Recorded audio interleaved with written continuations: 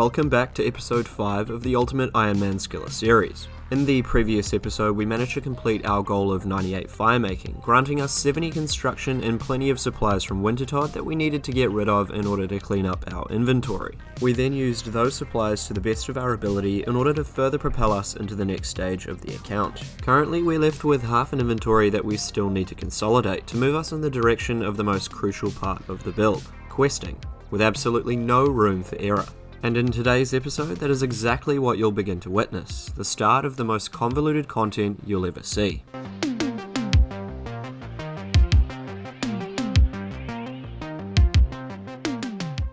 Now, if you've seen the previous episode, you would have noticed that we had partially completed one small favour in order to gain access to the Guthix restores, which will come into play further into the build. And I'm bringing this up as we had a disproportionate amount of herblore supplies, leaving us off with a few extra herbs we can exchange into some free XP.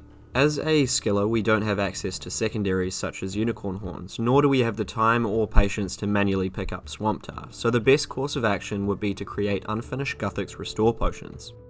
Now, these herb mixes grant 15 experience each and can be done as fast as you can click, so it'd be considered the best way to get rid of your excess herbs. This whole ordeal took no longer than 10 minutes and granted us with a little over 1,000 herblore experience along the way. And seeing this had only taken 10 minutes, it gives us more than enough time to fit in a birdhouse run before we reset our death spawn. As our hunter and crafting levels increase, our runs will alter a little differently, letting us cut our teak or mahogany logs on Fossil Island. Though until then we're running from the Champions Guild, cutting our willow trees until we begin our farm runs. Moving on to the next death spawn, we've now got to get rid of our excess Harrowlanders, and to do so we'll need our pickaxe to gather our secondaries. One of the most efficient ways for a UIM skiller to train herblore would be to make compost potions on Fossil Island, as the secondaries are easy enough to collect and are stackable.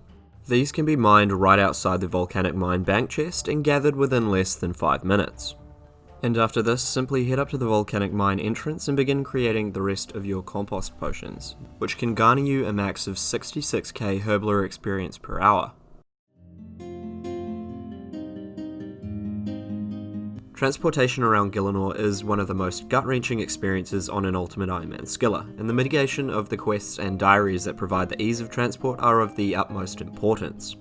Therefore, Enlightened Journey is an absolute must for the build, unlocking multiple different transport routes that provide access to the farthest reaches of the continent. And unfortunately for us, this also requires the entire inventory to be empty, so we'll be using our death spawns throughout the quest. Also, our quest is predominantly held on Intrana, which means we'll firstly cut down our logs and then get rid of both the axe and our arty cloak.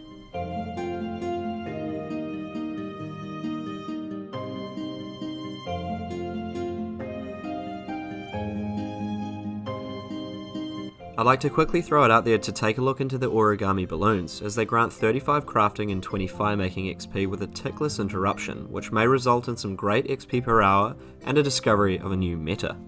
As you can see, as Enlightened Journey requires so much inventory space, we've managed to death spawn much of everything in close proximity before we get into the navigation of the hot air balloon. As for the trees, I had a number of them planted in advance to have a fresh set of willow branches waiting for me when I woke up in the morning. Shortly after I woke up from my slumber, I used the willow branches on the stand to construct the hot air balloon to then listen to everyone's trusty Slayer Music's guide on the navigation. Leave a comment down below if you prefer using visual or written guides, or even a bit of both. And then 1. Relax. Now that we've finished the Enlightened Journey, we can finally unlock transport between Castle Wars, Crafting Guild, the Sawmill, Tavali, Intrana, and most notably Trinome Stronghold. And the greatest thing about this is it unlocks the convenience of another farm run location, as it was just too much of a trek to even bother beforehand. Now these are all relatively easy to accomplish, and it solves a number of inventory slots that we've kept from the completion of Wintertod, and all of these logs will be stored within the crate for free transport between these locations.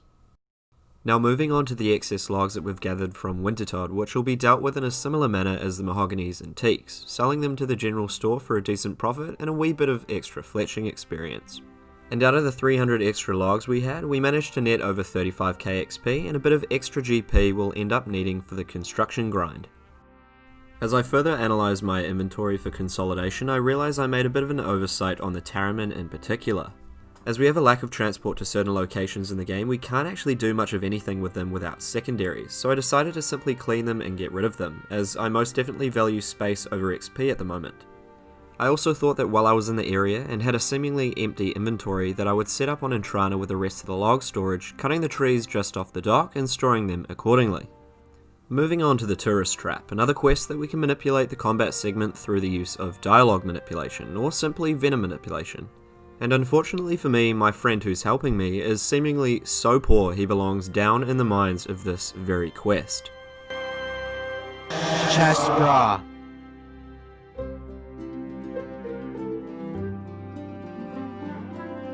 Now, if you're trying to get the key yourself with an alt, I'd simply recommend to use Venom, as it's a lot easier to initiate the dialogue after the captain is venomed, then stand behind your alt and wait for the captain to fall, giving you his key.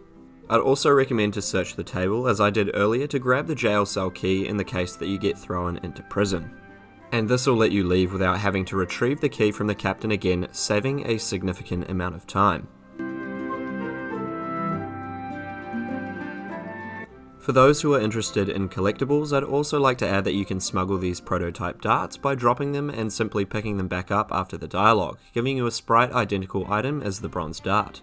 And this can also be replicated with the Tinty pineapples. And my final addition to Tourist Trap would be to left click use the barrel on Anna, saving you the time of going through a number of meaningless dialogues.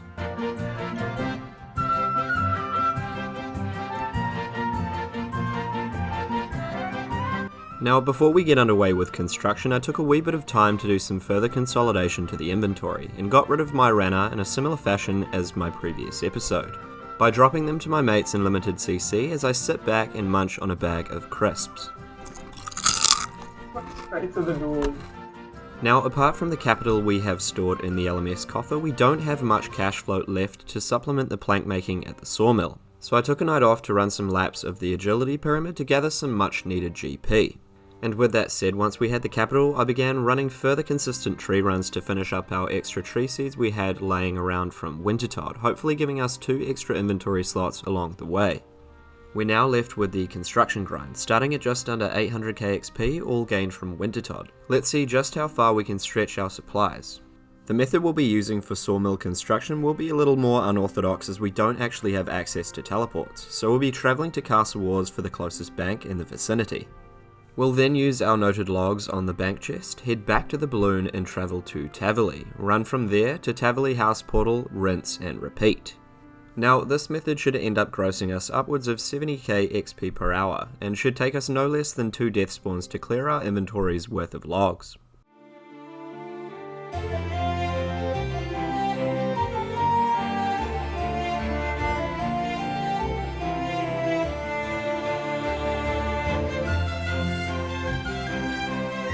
Due to limited inventory space with essentials, we made 3 tables and 1 set of chairs each and every run. With the mahogany logs, I was running at a max efficiency, netting 82k XP per hour. Though if I was playing sweaty enough, I could increase the XP per hour by dropping both the hammer and saw each and every run, giving us 2 more logs to make an extra table. And ever so conveniently, before my willow logs had ran out, my tree had grown in the patch just north of the hot air balloon, meaning that I would never run out of logs needed to travel to Tavali. This moment of seamlessness and minimalism you get on this particular type of restricted game mode is what keeps me interested in the gameplay. How I can conceive my own little methods that really only impact a handful of people. I feel that Ultimate Iron Man is truly an untapped avenue of gameplay that people really should give a go if you truly are burnt. Activating your mind might actually be the one thing that brings back the brilliance of gameplay.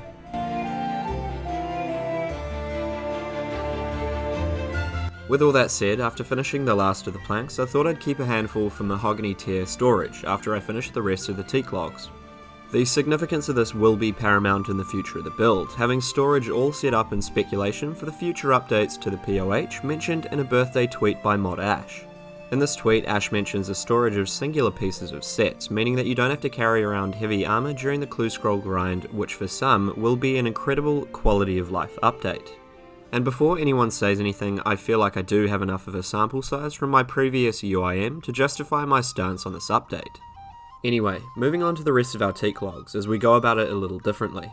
As explained previously, I dropped 2 planks outside the house in order to make space for 4 tables per inventory, slightly increasing the XP per hour in consideration of the tier of plank. And in retrospect, this is the way to go about construction, as more planks per inventory inevitably means less inventories in the long run. And finally, by the end of our construction grind, we managed to rack up 160k XP within less than 2 hours. We also increased the level of storage we had in our costume room, and most importantly created 2 more free slots within our inventory. Now with Con out of the way, I decided I would work on developing the quality of life of the account, starting off with Prince Ali Rescue. This quest upon completion grants us free passage through the Alcarid border security, which is actually quite important for both intentional and unintentional death spawns, as the Alcarid guards are the closest NPC that give a respectable amount of GP per pickpocket to buy back our early essentials. So in any case, I do recommend doing this quest earlier rather than later.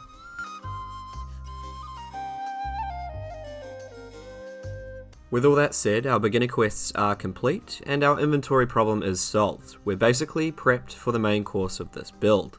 And the most exciting content I'll have to date, all jam-packed into the next episode. You will not want to miss it. Which leads me to thanking all of you who have waited patiently for this episode, and there's a reason behind everything in which you'll have to wait and see in the following episode. If you haven't already subscribed and liked the video, I would very much appreciate it, as it motivates me to keep developing this type of content. Also, if you want sneak peeks into the following episode and what I've achieved so far, head over to my Twitter at MaulerOSRS, which will be displayed on screen and linked in the description. Thank you all again for waiting so very patiently. I appreciate the lot of you, and make sure you have a great day and stay well and truly safe.